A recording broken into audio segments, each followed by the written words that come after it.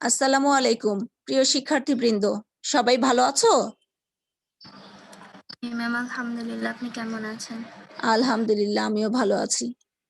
গত ক্লাসে আমরা মূলধন গঠনের পর্যায় বা স্তর এটা পড়েছিলাম, ঠিক আছে? 2.28। আজকে আমরা পড়ব 2.29।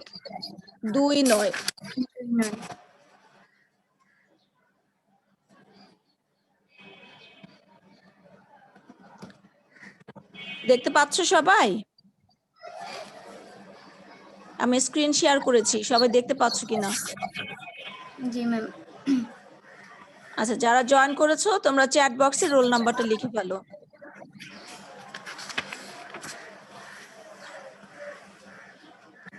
আমি শুরু করছি। মূলধন গঠনের উপর কি কি বিষয় প্রভাব বিস্তার করে বা মূলধন গঠনের বিবেচ্য বিষয়সমূহ, অর্থাৎ মূলধন গঠন করতে গেলে কি কি বিষয় বিবেচনা করতে হয় অথবা কোন কোন বিষয় বা উপাদান মূলধন গঠনের উপর প্রভাব বিস্তার করে। কোন দেশ তার উৎপাদন ক্ষমতার পুরোটা অর্থাৎ সম্পূর্ণ অংশ বর্তমান ভোগের জন্য ব্যবহার না করে ওই ক্ষমতার একটি অংশ মূলধন সামগ্রী উৎপাদনে নিয়োগ করলে তাকে মূলধন গঠন বলে। আমরা যখন 2.27 পড়েছিলাম মূলধন গঠনের ধারণা, সেখানে মূলধন গঠনের অনেকগুলো সংজ্ঞা ছিল, তার মধ্যে এটি হচ্ছে মূলধন গঠনের ক্ষেত্রে যে বিষয়গুলো প্রভাব বিস্তার করে তাদের মধ্যে অন্যতম হলো সঞ্চয়ের সামর্থ্য, সঞ্চয়ের ইচ্ছা এবং বিনিয়োগ। এই লাইনটা একটু আন্ডারলাইন করে রাখো যে মূলধন গঠনের ক্ষেত্রে যে বিষয়গুলো প্রভাব বিস্তার করে তার মধ্যে অন্যতম কোনগুলো? তার মধ্যে অন্যতম হচ্ছে 3টি বিষয়: সঞ্চয়ের সামর্থ্য, সঞ্চয়ের ইচ্ছা এবং বিনিয়োগ। গুড। এখন এই 3টা বিষয় সম্পর্কে ডিটেলস লেখা আছে। সঞ্চয়ের সামর্থ্য। মূলধন সঞ্চয় দ্বারা সৃষ্ট। যে সমাজে মানুষের সঞ্চয় বেশি সেই সমাজে মূলধন সৃষ্টির সম্ভাবনাও বেশি। সঞ্চয় আবার আয় থেকে সৃষ্টি হয়। মানুষের আয় থেকে তার জীবন ধারণের জন্য এবং অন্যান্য ব্যয় বাদ দিয়ে যা উদ্বৃত্ত থাকে তাই হলো সঞ্চয়। অর্থাৎ মানুষ যা আয় করে সেটা থেকে তার জীবন ধারণ সহ অন্যান্য খরচ বাদ দেওয়ার পরে যা অবশিষ্ট থাকে সেটাই হচ্ছে তার সঞ্চয়। এই কারণে সঞ্চয়ের সামর্থ্য অর্জন করতে হলে ব্যয় অপেক্ষা আয় অবশ্যই বেশি হতে হবে। সঞ্চয়ের সামর্থ্য অর্জন করার জন্য আয় যা হবে, হ্যাঁ, আয় বেশি হতে হবে, ব্যয় কম হতে হবে। এটি দুইভাবে করা যায়, অর্থাৎ সঞ্চয়ের সামর্থ্য অর্জন করা যায় দুইভাবে। একটি হচ্ছে ব্যয় ঠিক রেখে আয় বৃদ্ধি করা, যে ব্যয়ের পরিমাণ যা আছে সেটা ঠিক থাকবে, ঠিক রেখে আয়ের পরিমাণ বৃদ্ধি করা। অন্যটি হচ্ছে আয়কে না কমিয়ে ব্যয় হ্রাস করা, অর্থাৎ আমার আয় যা আছে সেইটাকে ঠিক রেখে ব্যয় কমানো। আচ্ছা, সঞ্চয়ের সামর্থ্য অর্জন করা যায় দুইটা উপায়ে। একটি হচ্ছে ব্যয়কে ঠিক রেখে আয় বাড়ানো, আর আরেকটি হচ্ছে আয়কে ঠিক রেখে ব্যয় বাড়ানো। যে দেশে ব্যয় কমানো, আয়কে ঠিক রেখে ব্যয়কে কমানো। প্রথমটা বলেছে ব্যয়কে ঠিক রেখে আয়কে বাড়ানো, আর পরেরটা বলেছে আয়কে ঠিক রেখে ব্যয়কে কমানো। যে দেশে আয়ের পরিমাণ বেশি সেই দেশে সঞ্চয়ের পরিমাণ বেশি এবং সেখানে অতি সহজে প্রচুর মূলধন সংগৃহীত হয়।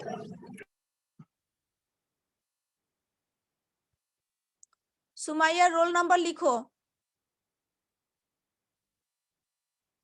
অতএব মানুষের সঞ্চয়ের সামর্থ্য অর্থাৎ আয়ের পরিমাণ মূলধন গঠনে ব্যাপক প্রভাব বিস্তার করে।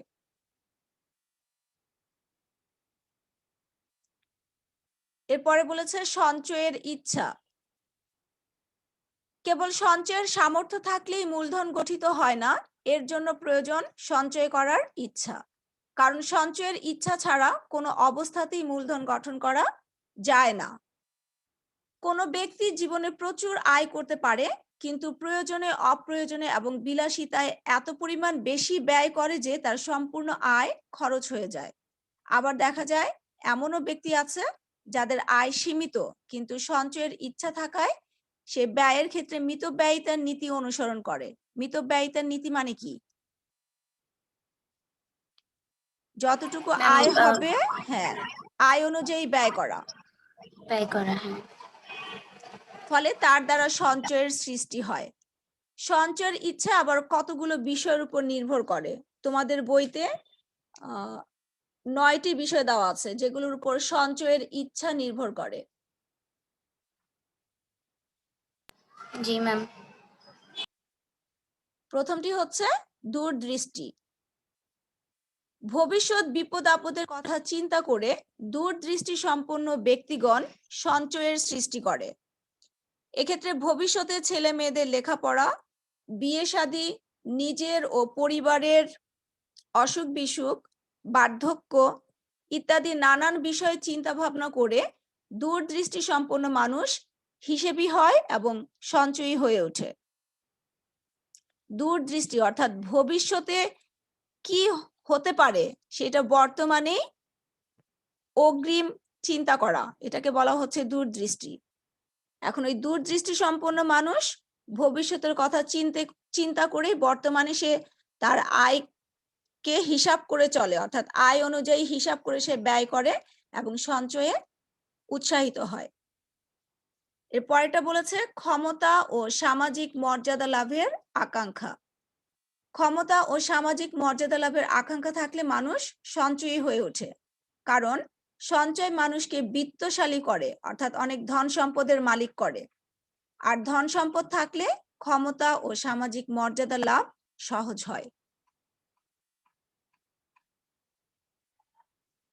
এরপরে বলেছে কর ব্যবস্থা। দেশের প্রচলিত কর ব্যবস্থাও সঞ্চয়ের উপর প্রভাব বিস্তার করে। যদি করের হার বেশি হয় তবে আয়ের একটি সিংহভাগ সরকারকে কর হিসেবে প্রদান করতে হয়। এখানে সিংহভাগ মানে কি? লাভের যে অংশটা ম্যাম। না, এখানে সিংহভাগ মানে হচ্ছে বেশিরভাগ। হ্যাঁ মানে বুঝতে পারছি কিন্তু বুঝতে পারিনি। ঠিক আছে, বলছে যদি করের ম্যাম। হার বেশি হয় তাহলে তার আয়ের একটি বেশিরভাগ অংশ সরকারকে কর হিসেবে প্রদান করতে হয়, ফলে সঞ্চয় হ্রাস পায়। অন্যদিকে করের হার কম হলে সঞ্চয়ের পরিমাণ বাড়ে। এরপরে বলেছে সুদের হার। দেশে প্রচলিত সুদের হার সঞ্চয়ের উপর ব্যাপক প্রভাব বিস্তার করে। দেশে সুদের হার বেশি হলে মানুষ অধিক সুদ প্রাপ্তির আশায় ব্যাংক বা অন্য কোনো আর্থিক প্রতিষ্ঠানে অর্থ সঞ্চয় করে। অন্যদিকে দেশে সুদের হার হ্রাস পেলে জনগণ সঞ্চয় কমিয়ে দিয়ে ভোগ বাড়িয়ে দেয়। ঠিক আছে, যদি ব্যাংকের সুদের হার বেশি হয় বা অন্যান্য প্রতিষ্ঠানের সুদের হার বেশি হয় তখন সুদ প্রাপ্তির আশায় মানুষ ব্যাংকে বা অন্যান্য প্রতিষ্ঠানে সঞ্চয় করে। আর যদি সুদের হার কমে যায় তাহলে জনগণ সঞ্চয় কমিয়ে দিয়ে ভোগের পরিমাণ বাড়িয়ে দেয়। এরপরটা বলেছে পারিবারিক বন্ধন। পারিবারিক বন্ধনও সঞ্চয়ের উপর প্রত্যক্ষ কিংবা পরোক্ষভাবে প্রভাব বিস্তার করে। কোনো ব্যক্তির পারিবারিক বন্ধন বেশি থাকলে ভবিষ্যতের আশায় এবং পরিবারের অন্যান্য সদস্যদের ভবিষ্যতের কথা চিন্তা করে সঞ্চয় করতে উৎসাহিত হয়। অন্যদিকে পারিবারিক বন্ধন না থাকলে মানুষ বেপরোয়া খরচ করে, অর্থাৎ বেহিসেবি খরচ করে, যদি কোনো মানুষের পারিবারিক বন্ধন না থাকে। আর যদি পারিবারিক বন্ধন থাকে তাহলে পরিবারের সদস্যদের যাতে ভবিষ্যতে ভালো হয় সেটা চিন্তা করে সঞ্চয়ে উৎসাহিত হয়।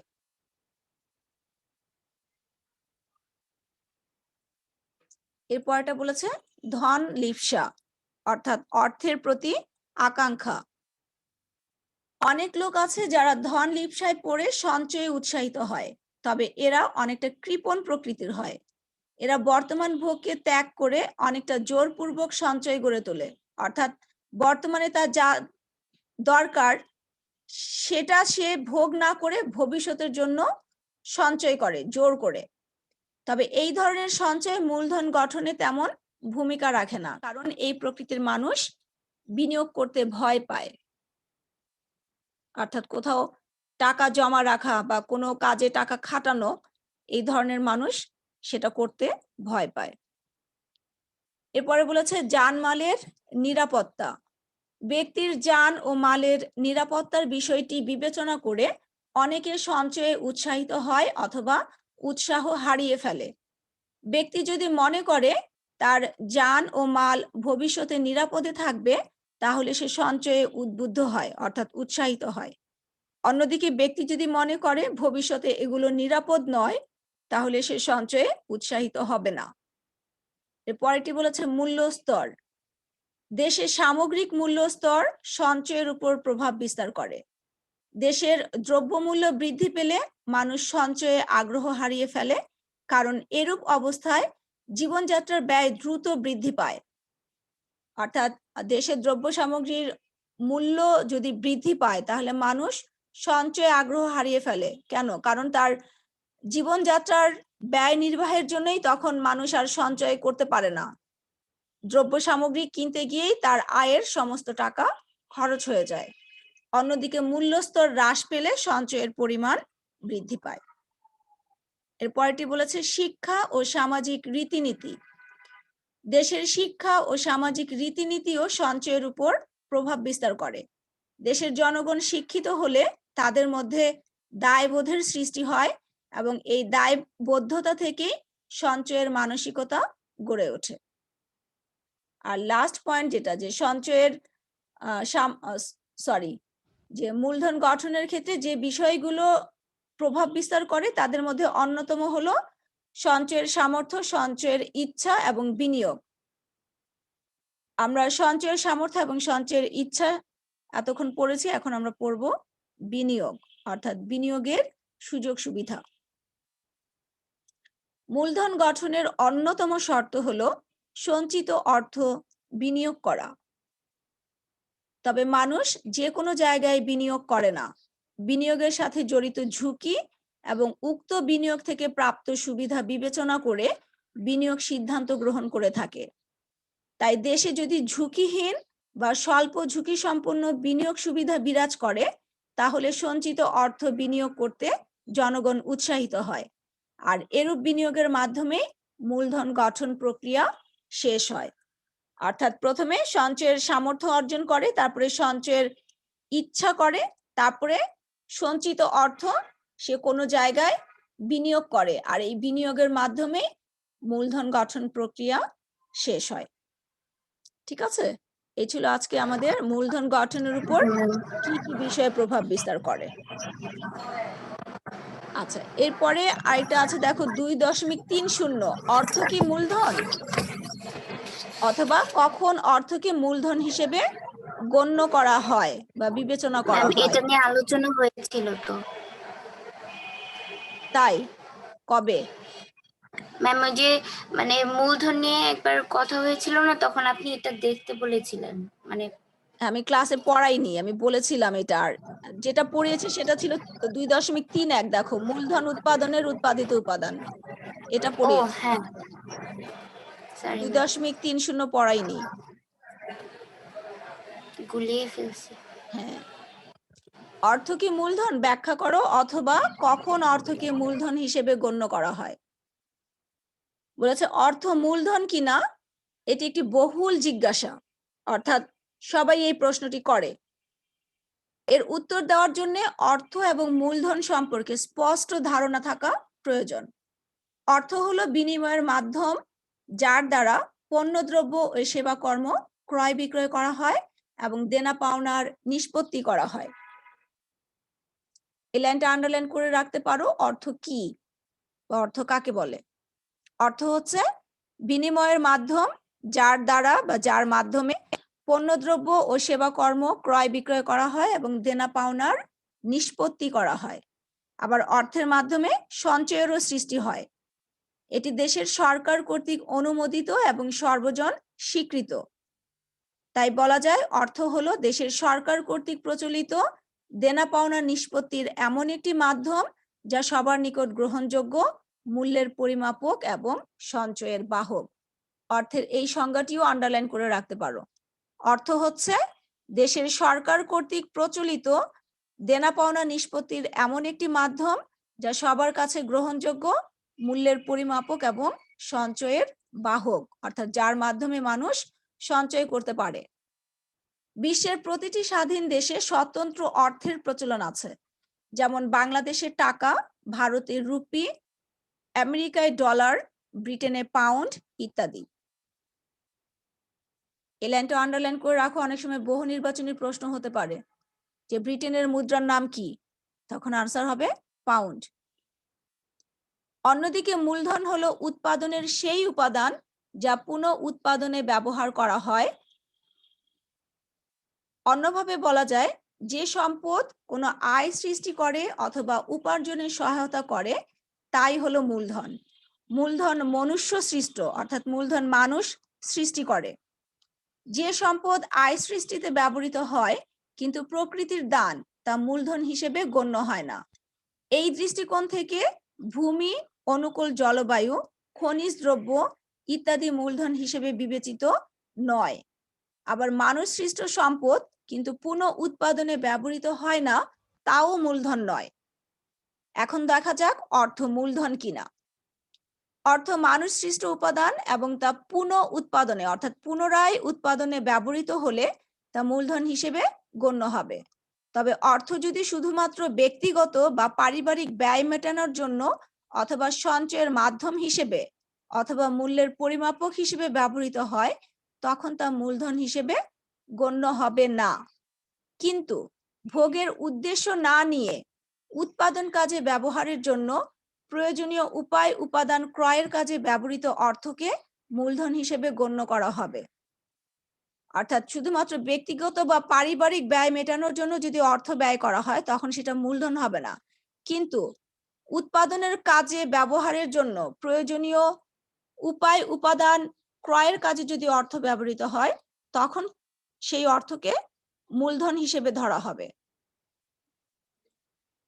এক কথায়, সরাসরি ভোগ অথবা ব্যক্তিগত প্রয়োজনে সৃষ্ট দেনা পাওনা নিষ্পত্তির জন্য ব্যবহৃত অর্থকে কোনো অবস্থাতেই মূলধন বলা যাবে না। পরিশেষে বলা যায়, অর্থ হলো মূলধনের একটি উপাদান। যন্ত্রপাতি যেমন মূলধনের একটি উপাদান, কাঁচামাল যেমন মূলধনের একটি উপাদান, তেমনি অর্থ মূলধনের একটি উপাদান। তবে সকল অর্থ মূলধনের উপাদান নয়।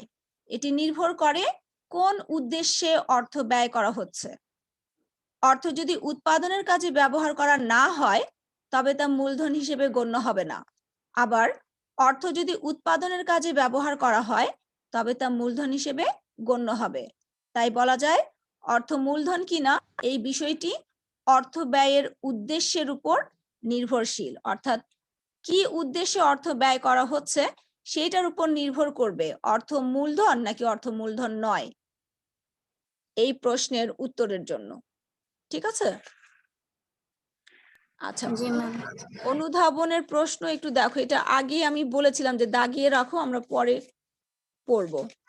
সেটা হচ্ছে আমার বইতে 33 নাম্বার, তোমাদের বইতে হয়তো নাম্বার মিলবে না, একটু খুঁজে দেখবে। এটা সম্মিলিত বোর্ড 18 খ সেটে এসেছিল। অর্থ কি মূলধন ব্যাখ্যা করো, অথবা কখন অর্থকে মূলধন হিসেবে গণ্য করা হয়, অথবা সকল অর্থই কি মূলধন ব্যাখ্যা করো। একটু খুঁজে দেখো অনুধাবনের কোশ্চেন কত নাম্বার তোমাদের বইতে। Ma'am 38 number. 38 নাম্বার। আচ্ছা, কেউ একজন আমাকে এই প্রশ্নের আনসারটা একটু পড়ে শোনাও। ম্যাম আমি পড়ি। হ্যাঁ, পড়ো। অর্থ কি মূলধন? অর্থ হলো বিনিময়ের মাধ্যম যার দ্বারা পণ্য দ্রব্য ও সেবা কর্ম ক্রয় বিক্রয় করা হয় এবং দেনা পাওনা নিষ্পত্তি করা হয়। অন্যদিকে যে সম্পদ কোনো আয় সৃষ্টি করে অথবা উপার্জনে সহায়তা করে তাই হলো মূলধন। এখন দেখা যাক অর্থ মূলধন কিনা। অর্থ মানব সৃষ্ট উপাদান এবং তা পুনঃ উৎপাদনে ব্যবহৃত হলে তা মূলধন হিসেবে গণ্য হবে। তবে অর্থ যদি শুধুমাত্র ব্যক্তিগত বা পারিবারিক ব্যয় মেটানোর জন্য অথবা সঞ্চয়ের ওটা পারিবারিক হবে। হ্যাঁ, মানে প্রিন্টিং মিস্টেক হয়েছে, একটু ঠিক করে নিবা। এটা পারিবারিক হবে। Okay ma'am. ব্যক্তিগত বা পারিবারিক ব্যয় মেটানোর জন্য অথবা সঞ্চয়ের মাধ্যম হিসেবে অথবা মূল্যের পরিমাপক হিসেবে ব্যবহৃত হয়, তখন তা মূলধন হিসেবে গণ্য হবে না। কিন্তু ভোগের উদ্দেশ্য না নিয়ে উৎপাদন কাজে ব্যবহারের জন্য প্রয়োজনীয় উপাদান ক্রয়ের কাজে ব্যবহৃত অর্থকে মূলধন হিসেবে গণ্য করা হবে। এক কথায় সরাসরি ভোগ অথবা ব্যক্তিগত প্রয়োজনে সৃষ্ট দেনা পাওনা নিষ্পত্তির জন্য ব্যবহৃত অর্থকে কোনো অবস্থাতেই মূলধন বলা যাবে না। ঠিক আছে, আমরা যা পড়েছি ভিতরে তার মধ্য থেকেই কিন্তু আনসারটা এসছে। ঠিক আছে, কাজে এটাও একটু শিখবা, এই কোশ্চেনটাও দাগিয়ে রাখো। ঠিক আছে, জি ম্যাম। আচ্ছা নেক্সট ক্লাসে আমরা উৎপাদনের উপাদান কয়টি বলো তো? এর আগে পড়েছো তোমরা, উৎপাদনের উপাদান কয়টি? 4টি। কি কি কি কি বলো?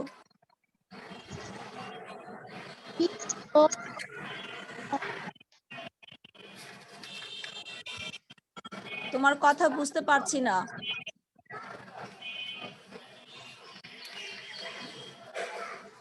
সোহাগী বলো, উৎপাদনের উপাদান কয়টি? ম্যাম 4টি। কি কি?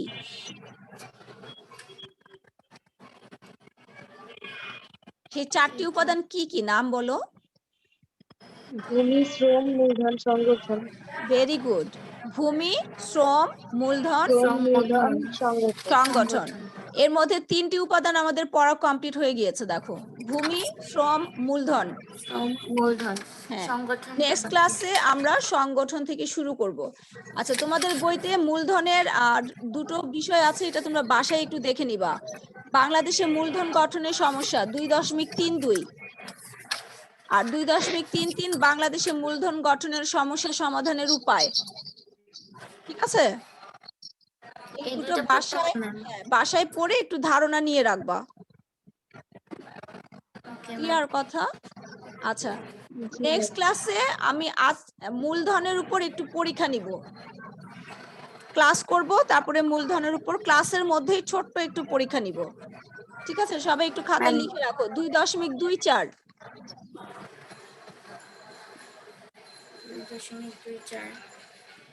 2.27 আর 2.28। ঠিক আছে, এই 3টা বাসায় একটু রিভিশন দিবা। নেক্সট শনিবার যখন আমার ক্লাস থাকবে, আমরা প্রথমে একটু সংগঠন পড়ব, তারপরে 5 মিনিট অথবা 10 মিনিটের মধ্যে আমরা ছোট্ট একটা পরীক্ষা নিব। সমস্যা নেই তো কারো যদি পরীক্ষা নিই? সমস্যা আছে? না ম্যাম। আচ্ছা, লিখে রেখেছো তো? কোনটা কোনটা বলেছি বলো? 2.27 আর হচ্ছে 2.8। প্রথমটা তো বাদ দিলা। 2.24। হ্যাঁ, ভুলে গেলে হবে না তো। 2.24, 2.27, 2.28। Okay ma'am. ঠিক আছে, জি ম্যাম। আচ্ছা, তো আমি আজকের মতো এখানে ক্লাস শেষ করছি, আমার আবার আরেকটা ক্লাস শুরু করতে হবে। ম্যাম এক্সামটা কি ভাইবার মতো হবে? না, আমি কোশ্চেন দিব, সেটা আনসার লিখে তোমরা তোমাদের গ্রুপে পোস্ট করবে, আমি সেখানে তোমাদের আনসার দেখে মার্কিং করব। Okay ma'am. ঠিক আছে, কিন্তু অনেস্ট হতে হবে। ম্যাডাম দেখতে পাচ্ছে না, সো আমি বই খুলে ইনশাআল্লাহ বিশ্বাস রাখতে পারেন। হ্যাঁ, বিশ্বাস রাখতে চাই। ঠিক আছে, জি ম্যাম। জি ম্যাম। আচ্ছা ঠিক আছে, সবাই ভালো থেকো তাহলে। আল্লাহ হাফেজ। আসসালামু আলাইকুম। ওয়ালাইকুম আসসালাম।